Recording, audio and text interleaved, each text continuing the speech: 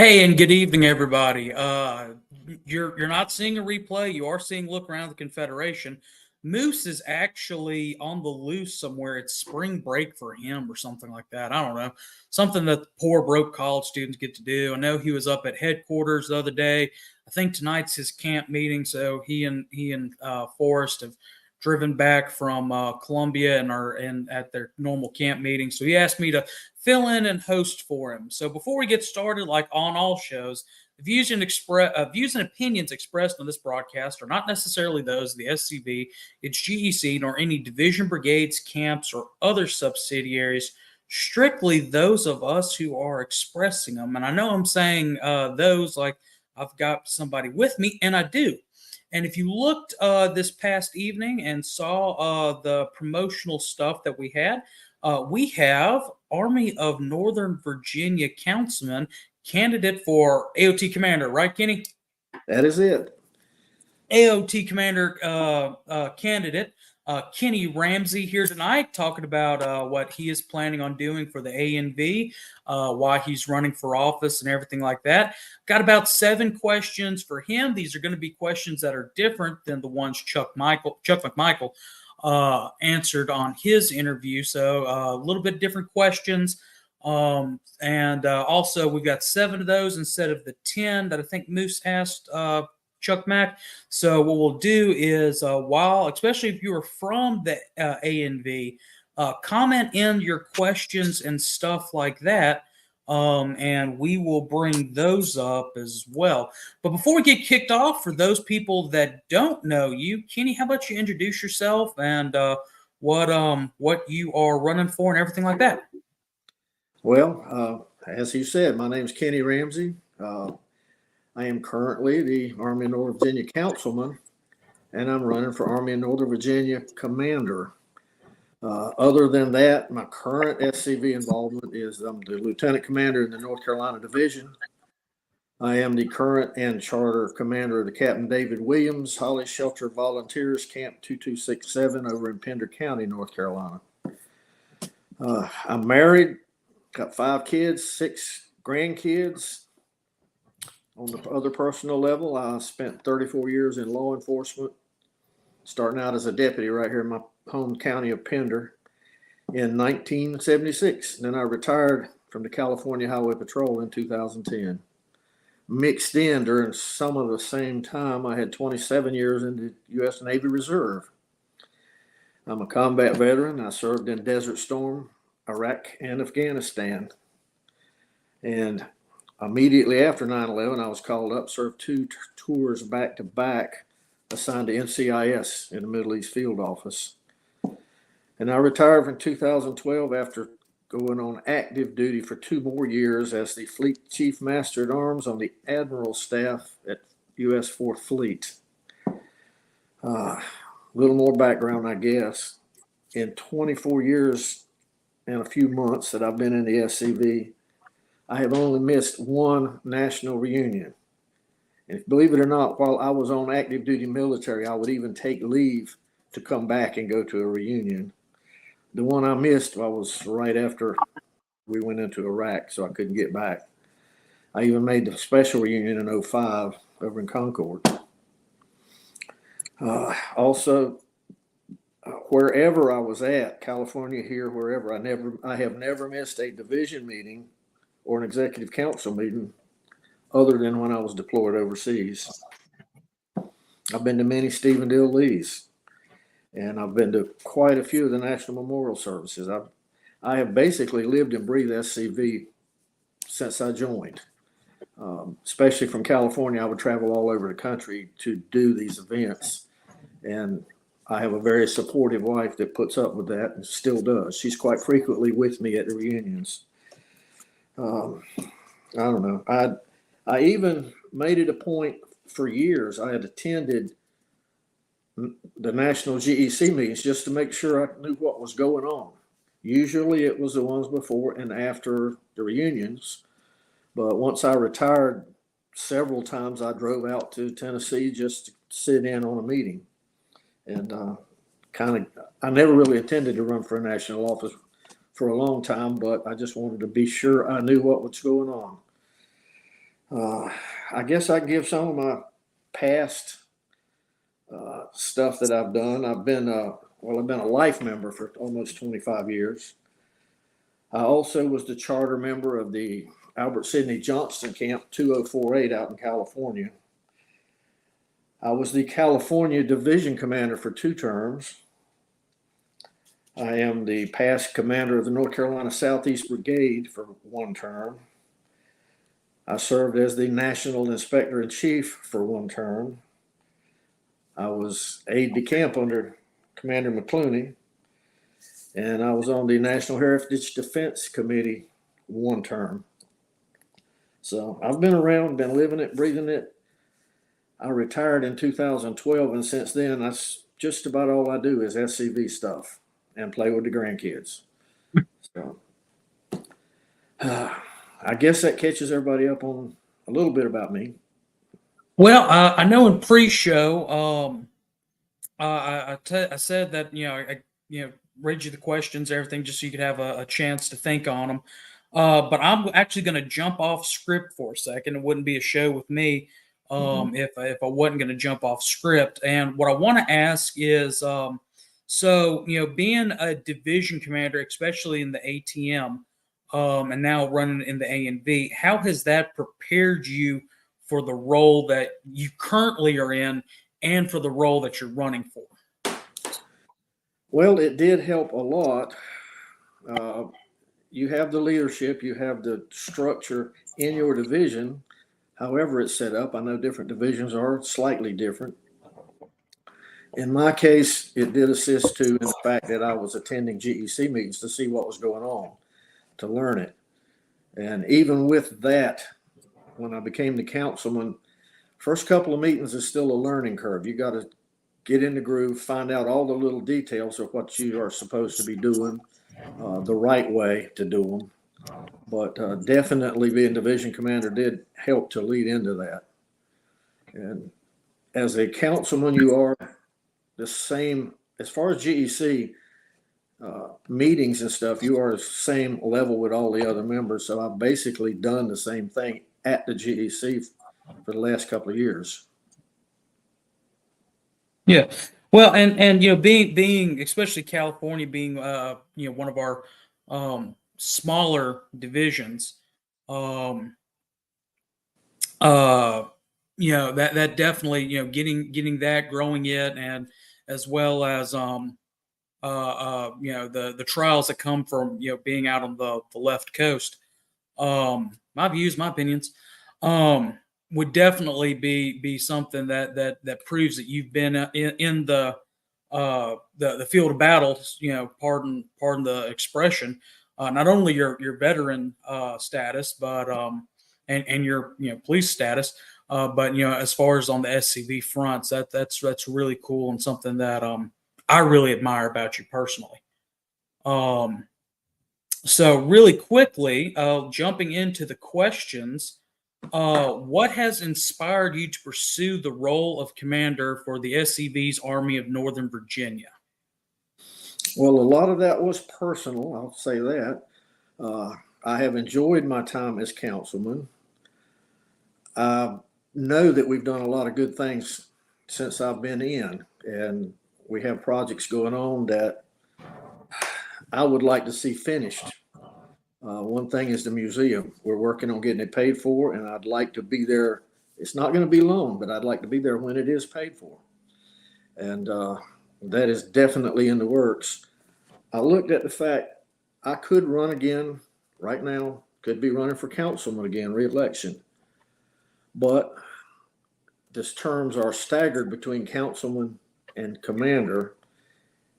And next time, if I decide to go commander, I'd be running against an incumbent.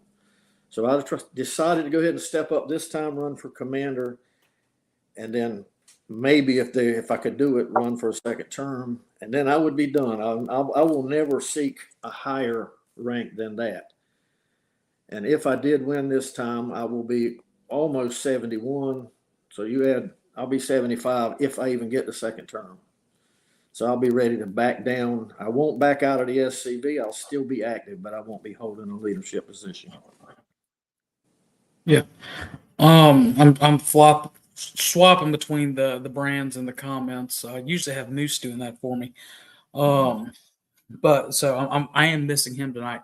So as Army Commander and even as Councilman, a lot of things happen within the organization, be it camps, and then when we are according to our standing orders, we are a fraternal organization. So how do you plan to foster a sense of camaraderie and unity amongst our members, considering the diversity of backgrounds and perspectives that this organization has? Well, that can be difficult in the SCV. We're Southerners, and even back during the war, they were scrapping back and forth all the time. But be somewhat like Jeff Davis, I would try my best to mediate. You can't please everybody, but one of my things, work out some progress between camps. Even now, I see issues going on with camps, and I get involved. And I'm the type that will go out and talk to everybody and try to work it out. And another one of my things is, depending on, this might be a bad thing, I don't know, to some people, depending on which division and everything, the METCAV is looked at as good. Some places looked at as bad. I want to foster a friendship, a working relationship with everybody, including the METCAV. They are a subordinate associated with the SCV, and everybody in there is an SCV member. So that is one of my things. Is I have been out. I am a member of the METCAV, not very active, but I am a member, and I go to their meetings and talk SCV to keep them filled in on SCV stuff. So I'm already working that angle, trying to pull everyone together. So, and answer questions. A lot of people have the wrong perception of METCAV, and a lot of METCAV guys kind of have the wrong perception of some SCV camps. But I'm working to foster friendship between all of them, and I think I'm making some progress on that. Good.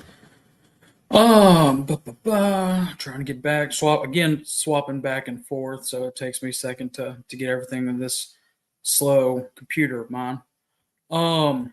So we kind of talked about this, and you kind of mentioned it, but there are times when we have, very differing ideas and opinions on how to do things, and conflict naturally does rise amongst our membership.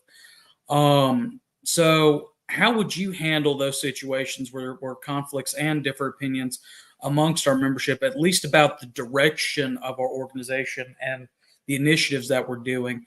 Some people don't support one project and they do support another one. How would you handle that if somebody comes up to you wanting to, make an issue out of something like that? I would hear them. I would talk to them. Maybe they got a good idea. I don't know, but quite frequently, I have already encountered people come in, they don't like something, but they don't fully understand it. And sometimes those people have not been to a big meeting, haven't been to a division meeting or a national meeting or a national reunion. And I always tell them, if you've got ideas, get involved, put your ideas out there, get your camp involved, pass it up your division. It might be a good idea, but if they don't like something, it's kind of like if you don't like your senator, if you didn't vote, it's none of your, doesn't matter. So I would kind of mediate. I would listen to them, and I would tell them how to get involved. It might be a good idea, but one person can't change it. Right. And that's a very good answer. We need a lot more mediators in this organization than anything else. So really quickly, and take it, well, not say really quickly, but discuss your vision for the growth and expansion of the Army Northern Virginia, both in the terms of actual membership numbers, but as well as, and that's something that Moose and I are big on here, is community outreach. Okay. Well, as far as growth, that's something that the Army can do, is promote and talk and promote it within the divisions down the chain. But it is ultimately up to the divisions and to the camps. But we do try.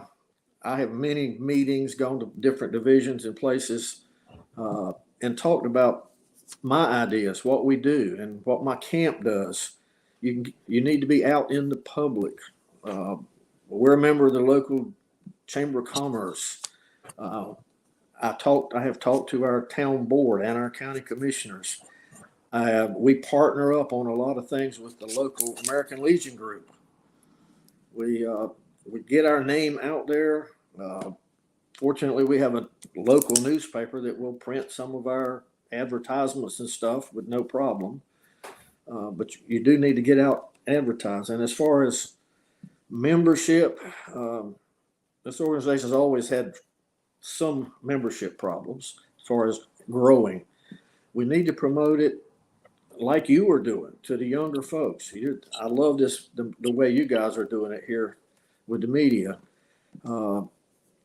But you've also, some people have heard me say it at many meetings, everybody's got kids, grandkids, son-in-law, all that. Talk it up. Get them to be members. I've got 4 sons. They're all members. I got a son-in-law. He's a member. I got a grandson that's a member. So that way, now, everybody's got the family, same background. It's not even any extra trouble to get the background check. But overall, it's going to be getting out, being in the public, no matter what it is. You can't just have your little closed meeting and that's it. You can't hide. I'm not saying any camps do that, but the more open you are, I advertise my meetings. I invite anybody. I've had 2 black county commissioners come and speak at my meetings. Things like that, get the word out and get friendship going. So I guess that answers it. Yeah, it does. It answers it absolutely perfectly. Really quickly, we have had some about 3 questions come in that I'm going to bring up really quickly before we get to our prepped questions. So John from Tennessee, even though he's not in your Army, is asking, what do you see as the biggest challenges facing the ANV, and how do you plan to meet them? Well, the challenges in the ANV are the same ones that meet the entire Confederation here. They're the same problem. It's membership and misguided hatred of anything Southern. How to meet them is to just continue to keep the upper hand. We can't win all the battles. You can't fight all the battles. You have to pick your battles. We are winning some. We are maintaining, as far as our thing, we've got probably one of the best, in my opinion, Confederate museum there is now, and nothing will be touching that. But as far as the challenges, it's just membership and making sure to get the word out and grow. So that's the best I can answer that one. Yeah. Well, and I'm glad you mentioned at the beginning of your answer, you said, it's the same problems, the ANV, that, is the rest of the Confederation. And, the chain is only as strong as its weakest link. Not saying that any of our links in the SCV are weak by any means, but, the same problems that hit the ANV are hitting the ATM and hitting the AOT at the same time. So Victor Smith from Florida asks, especially because, Florida and Georgia is right there on the border of Carolina. Tennessee shares a border with North Carolina, Kentucky with Virginia, one of the Carolinas, I believe, and West Virginia. Don't completely quote me in my but our armies touch up pretty much. Right. We share borders. So if elected as Army Commander, what do you plan to do to strengthen the bonds between the armies? Well, obviously, the Army commanders and councilmen all meet up several times a year and coordinate things at the GEC level and share ideas and stuff. And it's up to each commander to pass it down to his army.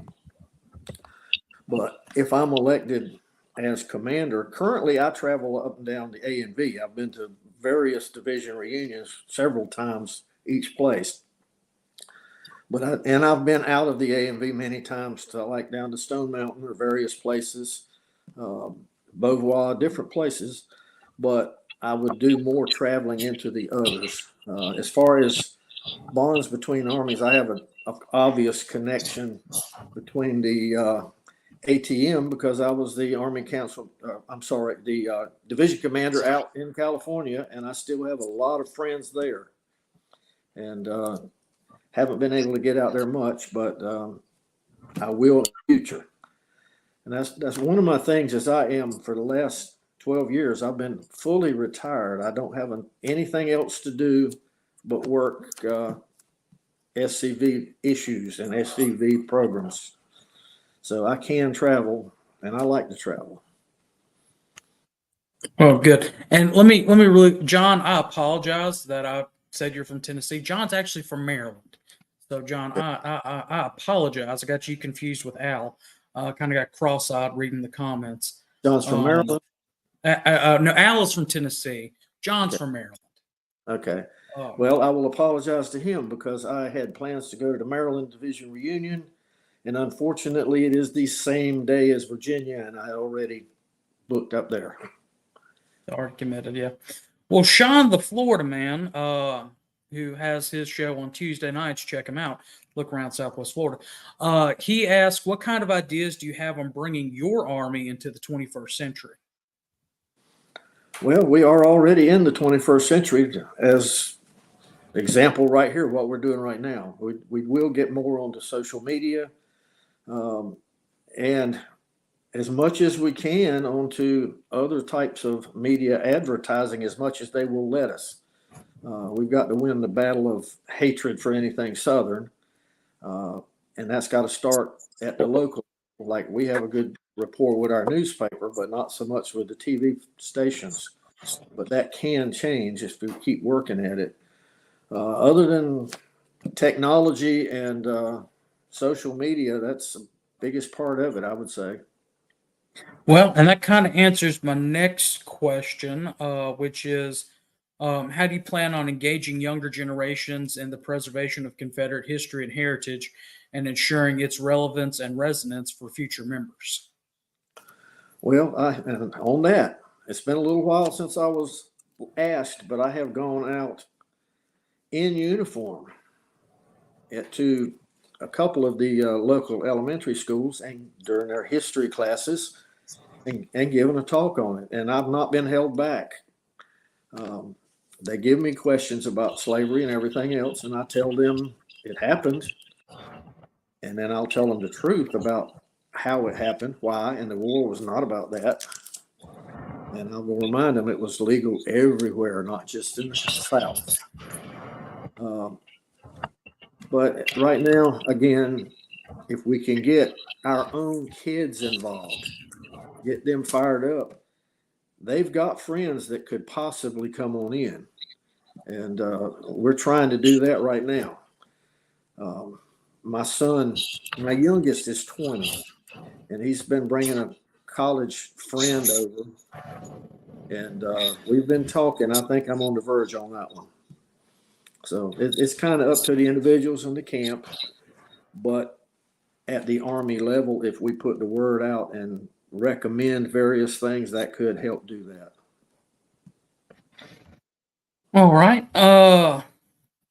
So the next one, really quickly is kind of an easy one. And it's one that I think is very, very important for anybody running for office. In 1906, General S.D. Lee gave the Sons of Confederate Veterans our charge, which is our mission statement. Kenny, what does the charge mean to you? Everything.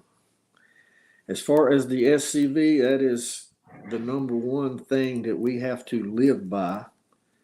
And to me, I take it personal as how I should treat everything Southern. there is nothing more important than that. We have our bylaws and constitution, but the number one thing we need to protect and honor and go by is the charge. I have read the charge, but I've also read the entire speech he gave to us in 1906, and I follow a lot more than just the charge. So it is very important. All right, and then looking ahead, let's say that you win. What do you envision as your primary goals and priorities for the ANV under your leadership? Well, for one, communications between, we get ours from the GEC. We are supposed to disseminate it out to the divisions. I hope to improve the communications down, and then possibly even further down, but we do have an Army Facebook page and a website, but they're not real active. I hope to really change those around and stay on top of that, and advertise out. Look at that for any information and send messages out directly to the various division commanders in the Army and ask them to pass it on down. Also, I'm not one stickler on chain of command. Any member in the Army that has a question that they deem important enough, I always put my contact info out everywhere. It's on the national website. It's on my division website. It's on my card. It's on any paperwork I put out. And I don't mind anybody calling me to ask a question or need a favor, anything. So that type of communication is what I'm after all the way around. Okay, so that I think that includes my list. I think that's about 10 questions. Throwing it out there to the chat again to throw some more questions out. Kenny, anything specific you want to talk about while we're waiting on them to ask some questions of you? Well, we've covered a lot of it, and as you've seen from my opening thing there, over the years, I have basically lived SCV. Initially, as I said, I was a policeman in North Carolina. And I was not in the SCV back then. I lived it. I breathed it. Everything Southern. My camp is named after the unit that was formed up right here by where I live now, where the family's always lived. I've got 15 direct and collateral ancestors in that camp, and everybody around here does. The last mayor of the city here, his great-grandfather was killed in that unit at Sharpsburg. So I always lived it. I always knew Southern, and around here, that was just the way it was. If I wanted to learn family history, I walked a couple of hundred yards back and went to the family cemetery, and there were a dozen Confederate soldiers back there in my family. But once I got out to California, I'll even expound on that. I was working here in North Carolina. I was a deputy sheriff for quite a few years, working my way up to detective sergeant. Got the opportunity to become a police chief in the little town of Atkinson, North Carolina. I was also, as mentioned, a reservist. And if you know naval reservists, every year you got to do at least one 2-week session. On one of my 2-week sessions down in New Orleans, working shore patrol for Mardi Gras. Another nice reservist was there from California, and I met the love of my life. 3 months after that meeting, I moved to California and we got married. It was a toss-up. I was a police chief. She worked for the California Highway Patrol. We decided since the patrol paid 2.5 times what I made as a police chief, I would go that way. Once I got to California, I missed everything Southern. So I started looking around and I found out I could join the SCV. There's a lot of Southern people there. I joined the headquarters camp because there was not a camp near me. Nearest one was 120 miles away in Los Angeles. So I started gathering up people to form my own camp. Unfortunately, 9/11 happened in the middle of that, and I got sent overseas for 2 years. But as soon as I got back in late 03, I started it again. In January 04, we had our first meeting with 11 members in Central California. That's what got me going. And that first year, I went ahead and became a life member.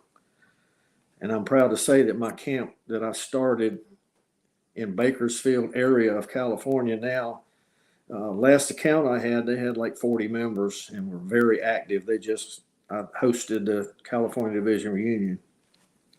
So that's a little bit more about me and how I got started in the SCV. But I kept going. It was only a couple of years later, we had our big kerfluffle within the SCV, and myself and I got several other guys. There were 7 of us, last minute flight out to Concord for the special convention. And we helped do our thing to save the SCV. And one of my other favorite things, sad but favorite things, any Confederate veteran funeral, I would go to them. I went to the Hunley funeral. I went to AP Hills. Of course, I went to Forest's. And I even went to, some people don't even remember it, but the CSS Alabama sailor that was recovered. I went to his down in Mobile. So those things are important to me. No matter where I'm at, I'll travel to go to events like that. And over these years, I've met and become friends with people from all over the country. And I'll add too one thing. I know that Lieutenant Commander Kennedy is running for the national commander spot. I do get along with him very well because back in 2006, my brand new couple-year-old camp hosted the California Division reunion. We changed it from just a meeting day. My camp sponsored, we made it more like a national reunion. We had a Friday night gathering in which we went to the Buck Owens Crystal Palace and listened to Buck Owens sing. And I had invited Donnie Kennedy to come out and speak at the reunion. And he got to go in with us, sat with me, and we listened to Buck Owens sing Dixie. And his is something like Grand Ole Opry, but it was broadcast throughout 2 big radio stations in California. Probably the last time Dixie's ever been heard on the radio in California. And he dedicated it to us. And it went on from there. We had a big, full national type 2-day reunion. And I interacted with Donnie a lot, and we have been really great friends ever since. So I know I can work with him. I was about to say you just made Carl very jealous with that one. I got another question. It's not related to not exactly related to your candidacy, but about you being in North Carolina. How do you put up with Frank Powell? Does he always take his shirt off? He's a or is good it friend. just something he saves for oratory? And he is one of the greatest sources of information, Southern and SCV, that I know. I frequently go to him with questions. Oh, I do too. And if Frank's rewatching this, we love you here, Frank. You should know that by now. I had to ask him a question the other day about the proper procedure for constitutional amendments. The Kennedy twins are talking about your oratory things that you're competing in the oratory every year, and I just got to thinking about Frank and the Brother Frank rule. Yes. Well, of the oratory, I guess I also have the claim of probably being the only councilman to ever have done an extensive, long space mission. True. Also, I was going to say an extensive, long speech. No, I've heard a couple of those. I've heard a couple of oratory speeches that should have been a lot shorter than what they were. Mine included. Adam does want to know: did you attend the funeral of Simeon Cummins in '94 at headquarters? I did not. I did not join until 2000. And you would think Adam, who controls the database and Salesforce, would know that. If I had been in, I would have attended, but no. Just trying to use trying to find some other questions just because we're at 7:38 and I don't want to rob you of any time. Good.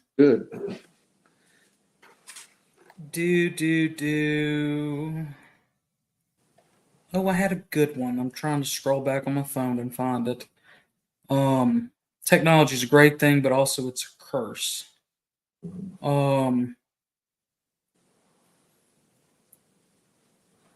Okay. Do you believe that there are any changes or reforms necessary for the organization to grow? And if so, what would they be? As far as major changes, no, but we do need to streamline things that would more appeal to the younger generations. I'll say that for sure. Get our communications out there. Do more publications if we can. We have our hands tied in a lot of ways, but we have to keep plugging away and working at it. And eventually, I think the tide's already changing a little, but eventually I think it will turn back the other way. So that's the best answer I can give you on that one. Yeah. Excuse me. I'm getting a little bit of the hiccups. All right. Here we go. So Chief Kennedy asked, or Lieutenant Commander Chief Kennedy rather, asked, do you have any ideas about getting divisions to keep their websites and social medias up to date? We all need help here, and that's the truth. Well, other than just keep reminding, offer to help them as best we can. Possibly even as far as a website, it's going to have to be them to make the entries on the website. So it's got to be on them. We can offer to help. We can push them along. Social media. I know there's still camps out there that Commander doesn't even have internet. A few, but we just need to push it. I know we need to start, honestly, at the top. Even the national website needs a little tweaking. And I know the division websites, even ANV, I go to some division websites and the last entry was made 4 years ago. So we need to reach out to each division, and I will do that if I'm commander. Yeah, and that's one thing that a lot of I didn't fully realize just how much communication is needed, or not needed, but how much of the job is communicating. Until I was talking to Forrest the other day, and to equate the Army, there's the SCV is in multiple levels. At the bottom, or actually at the top, it's a top-down structure. But if you imagine it as a pyramid, it's the camps, the brigades, the divisions, the armies, the national. But if you were to take the division and compare it to the national level, there's your national GEC, and then there's your division DEC. But your divisions are broken up into brigades to help communicate the decisions down. But the armies serve that just for a national level. To get that down, to get that down and everything like that. So, Chief, I'm not going to talk about the national website. How it does need some overhaul. Georgia does have a pretty good website. I don't like the fact that I can't find their constitution on there. As a chairman of the Constitution Committee who's doing a constitutional changes this year, it's good to borrow from other divisions. Florida's I was able to find it, but borrow from other divisions and see what works and what doesn't work. Really quickly, I'm trying to. Well, I've actually got that list of questions on the computer, so if you'll give me a second, and let me find it. Okay. Well, while you're talking, I'll go ahead and mention that I am as you've heard me talk about my career, law enforcement, even in military, I was a law enforcement person. I'm a straight, go by the Constitution. I know the SCV Constitution. I know bylaws by heart. I know my division's Constitution and bylaws. And straight up go by them. If you don't get around anything, and I'm a black and white, it's either right or it's not right. And I'm not afraid to call people if it's not right. Oh, I know that. Some firsthand experience on that from a couple years ago. Yes, you do. Yeah. And I got to tell you about some changes that have happened in Mississippi since then. So the question that I was looking for, I couldn't remember how we had put it out in our other list of questions for the other project we're working on. One thing about us, we talked about the charge and how important it is for our organization, but the thing that ties us all together is the fact that we all have a Confederate ancestor. So this is a personal one for you, Kenny. How has being a member of the SCV helped your understanding of your own family's history and heritage? Well, like I said, I knew about it more vaguely. I knew various ancestors were Confederate soldiers because they're buried in our cemetery right here. And a couple of them had CSA on their headstones. Some didn't, but I knew from my grandparents, from everybody else, we all lived in the same general area. But since then, I have subscribed to virtually every ancestry or records site. And I have taken my family back into the 1100s. So it's helped me all the way around. But I've also been astonished. Yes, I knew my great-great-grandfather was at Fort Fisher, but I did not know that he was captured and sent up to Point Lookout. I did not know that his brother was manning the big gun over in the middle of Fort Fisher and was severely wounded in the back and was put in a prison hospital and then paroled because he was injured. Stuff like that it's made me closer to them, more personalized. And for the last few years, when I'm doing nothing else, I sit and research and learn all I can about these ancestors and other members of their families. I can tell you everybody in between and all their kids and everything else now. We do have on my grandmother's side, many years ago, they published a book on the family, just a normal, family history that was maybe, like that thick. I have printed things and added to it photos, headstone pictures, a little bit of everything else. And I got quite a few Confederates in there. But now the book is almost breaking the binding on it because it's about 3 times as thick with all the extra papers. So yes, SCV has really piqued my interest in my Confederate ancestors. And so much, in fact, that I have probably going to be buried next to a couple of them. That is cool. And it is in my will that even if she has to go commercial, I want a military headstone, Confederate style. Oh, that is cool. Um, that is cool.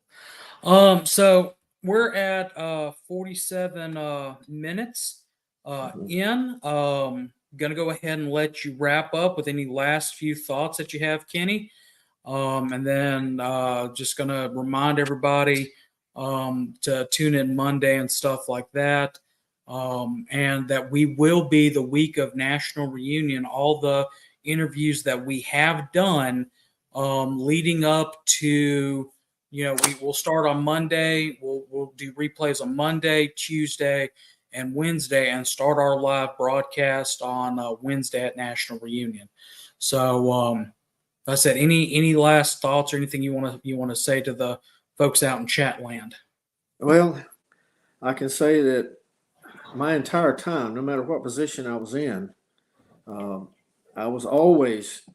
strive to just be open, approachable, put my contact out there.